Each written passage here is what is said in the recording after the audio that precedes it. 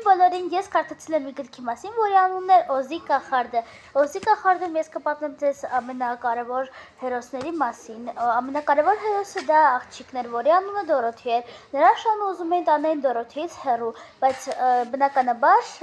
չթողեց Դորոթի, որպեսզի տանեն, եւ Դորոթին ու շունը հայտնվեցին ինչ-որ կախարդական տեղ։ Նրանք ուզում էին գնալ Օզի կախարդի մոտ, որովհետեւ նրանք գիտեին, որ միայն Օզի կախարդը կարող է նրանց օգնել գնալ վերադառնալ տուն։ Նրանք ճանապարհին հանդիպեցին առյուծին, ընկերացան նրա հետ, հանդիպեցին երկաթե մարդուկին, ընկերացան նրա հետ եւ հանդիպեցին ինչ-որ պուգլային եւ նորից ընկերացան իրենց հետ։ Եվ նրանք իրար հետ միասին գնացին Օզի կախարդի մոտ եւ այդ պուգլան ինքը տղա էր, որի վրա կախարդանք են դրել, եւ նա փոքրիկ տղա էր։ Դորոթին իհարկե հայտնվավ իր տուն, իր շան հետ։ Գիրքը սովորացնում է այն, որ բոլորի հետ պետք է ընկերանալ եւ օգնել բոլորին։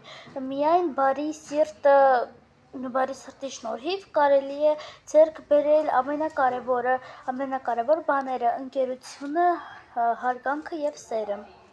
Գիրքը ինձ շատ դուր եկավ, անկեղծ, ես շատ հավանեցի, որովհետև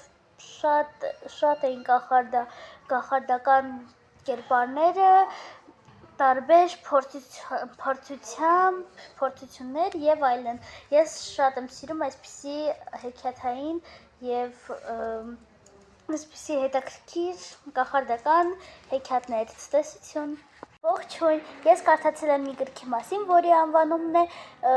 Շարլոթի սարդաստանը։ Շարլոթը դա սարդ էր, էդի լասեմ։ Գրքի հերոսը Ուիլբլու անունով խոզուկն էր, ում մահվանից փրկել է Ֆերն անունով աղջիկը։ Խոզուկն ընկնում է գոմ, որտեղ նրան հասկացնում են մյուսները, որ նա երկար ժամանակ այստեղ չի ապրի։ Սակայն Շարլոթ անունով սարդը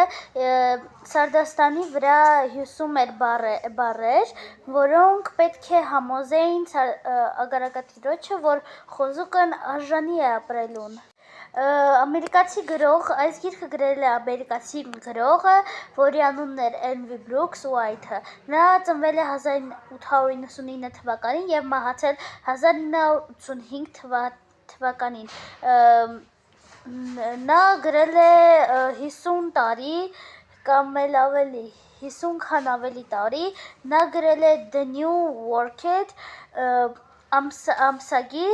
ամսագրի համար, նաեւ Շարլոթի սարդաստանը գիրքը ներառել է մանկական լավագույն 10 գրքերի ցանկում։ Ցտեսություն։